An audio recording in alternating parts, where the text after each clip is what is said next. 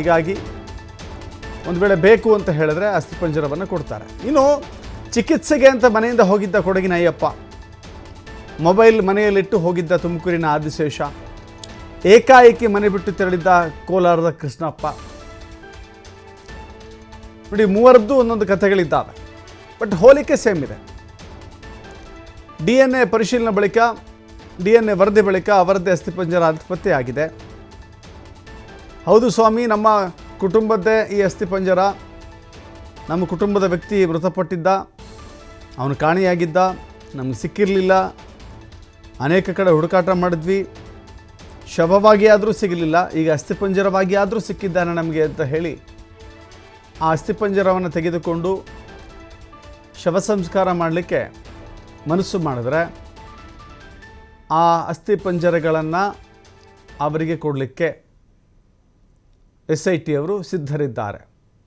ಕುಟುಂಬಸ್ಥರು ಹೋಗಿ ಮನವಿ ಮಾಡಿದ್ರೆ ಆ ಅಸ್ಥಿಪಂಜರವನ್ನು ಅವರ ಕುಟುಂಬಕ್ಕೆ ಒಪ್ಪಿಸಲಾಗುತ್ತೆ. ಆ ನಂತರದಲ್ಲಿ ಅವರು ತಮ್ಮ ತಮ್ಮ ಸಂಪ್ರದಾಯದ ಬದ್ಧವಾಗಿ ಅಸ್ಥಿಪಂಜರಕ್ಕೂ ಕೂಡ ಶವ ಸಂಸ್ಕಾರವನ್ನು ಮಾಡೋದಾದರೆ ಮಾಡಬಹುದು ಅಂತ ಹೇಳಿ. ಯಾಕಂತ ಹೇಳಿದ್ರೆ ಅದೊಂದು ಕೊರಗು ಶಾಶ್ವತವಾಗಿ ಉಳಿದಿರುತ್ತೆ ಅವ್ರ ಕುಟುಂಬದಲ್ಲಿ.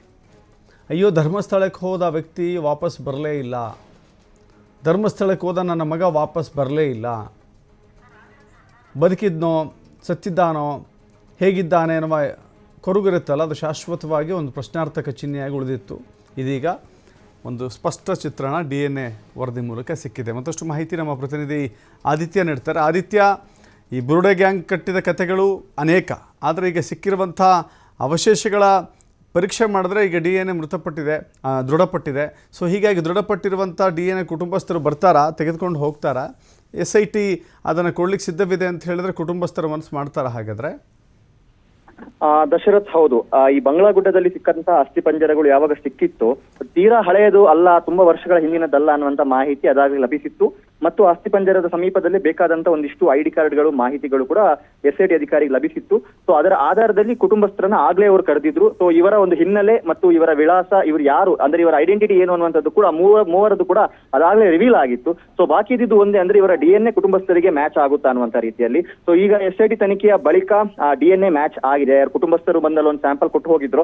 ಸೊ ಅವರದೆಲ್ಲರದ್ದು ಕೂಡ DNA ಮ್ಯಾಚ್ ಆಗಿದೆ. ಸೊ ಇಲ್ಲಿ ಕೋಲಾರ ಮೂಲದವರಿದ್ದಾರೆ, ಕೊಡಗು ಮೂಲದವರಿದ್ದಾರೆ, ತುಮಕೂರು ಮೂಲದ ಆದಿಶೇಷ ನಾರಾಯಣ ಪ್ರಥಮಗತವಾಗಿ ಅಂದ್ರೆ ಪ್ರಥಮ ಒಂದು DNA ಮ್ಯಾಚಿಂಗ್ ಗೆ ಬಂದಿದ್ದೆ ತುಮಕೂರು ಮೂಲದ ಆದಿಶೇಷ.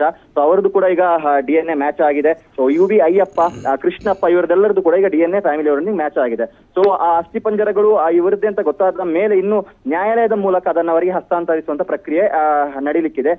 ಈಗಾಗಲೇ ಸೊ ಈ ಒಂದು ವಿಚಾರ ಹೊರ ಬಂದಿರುವಂತದ್ದು, ಅಂದ್ರೆ DNA ಮ್ಯಾಚ್ ಆಗಿದೆ ಅನ್ನುವಂಥದ್ದು. ಸೊ ಕುಟುಂಬಸ್ಥರು ಇನ್ನು ಬಂದು ಸಂಪರ್ಕ ಮಾಡಬೇಕು. ಸೊ ಇನ್ ಕೇಸ್ ನಮ್ಗೆ ಅಸ್ಥಿ ಪಂಜರಗಳು ಬೇಕು, ಅದರ ಅಂತಿಮ ವಿಧಿವಿಧಾನಗಳನ್ನ ನಾವು ಮಾಡಬೇಕು ಅನ್ನುವಂಥದ್ದು ಏನಾದ್ರು ಅವ್ರು ಇದ್ರೆ, ಸೊ ಅವರು ನ್ಯಾಯಾಲಯದ ಮೂಲಕ ಅದಕ್ಕೆ ಅನುಮತಿಯನ್ನ ಪಡೆದು ನ್ಯಾಯಾಲಯ SIT ಗೆ ಅವರಿಗೆ ಅದನ್ನು ಹಸ್ತಾಂತರ ಮಾಡೋದಕ್ಕೆ ಮುಂದಕ್ಕೆ ಅವಕಾಶ ಮಾಡಿಕೊಡ್ಲಿಕ್ಕೆ ಇರುವಂತದ್ದು. Dasharath, yes, thank you Aditya.